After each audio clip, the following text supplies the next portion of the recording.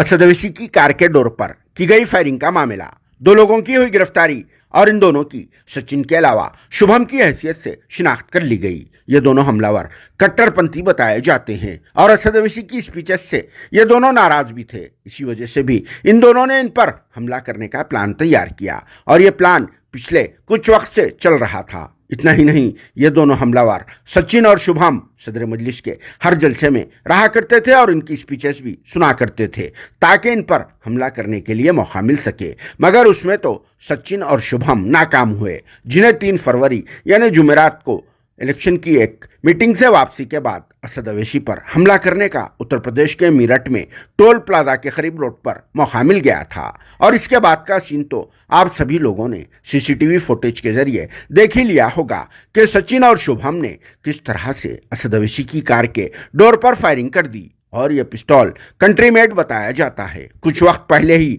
इन दोनों ने असद ओवैसी को मारने के लिए यह पिस्तौल खरीदा और उत्तर प्रदेश की पुलिस पिस्तौल बेचने वाले आदमी की भी तलाश कर रही है। और इस हमले के फौरी बाद एक हमलावर को पुलिस ने गिरफ्तार कर लिया तो दूसरे हमलावर ने खुद को गाजियाबाद पुलिस के हवाले कर दिया। इस तरह से असद ओवैसी की कार के डोर पर की गई फायरिंग के मामले में अब तक पुलिस ने 2 लोगों की गिरफ्तारी का ऐलान किया और इनके पास से हमले में इस्तेमाल किए गए कंट्रीमेड पिस्तौल को भी बरामद कर लिया।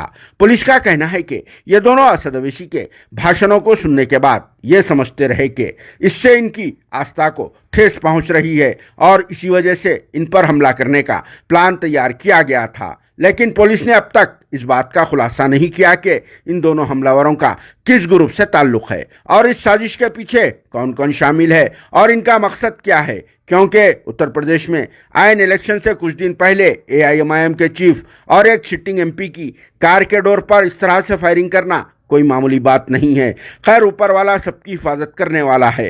हो सकता है इसी वजह से ऊपर वाले ने करिश्मा दिखाते हुए हमले के वक्त हमलावर के हाथ को किसी दूसरे रुख मोड़ दिया होगा और फिर फायरिंग कार के डोर के निचले हिस्से पर हो गई, नहीं तो शायद निशाना कहीं और भी हो सकता था। Bureau report.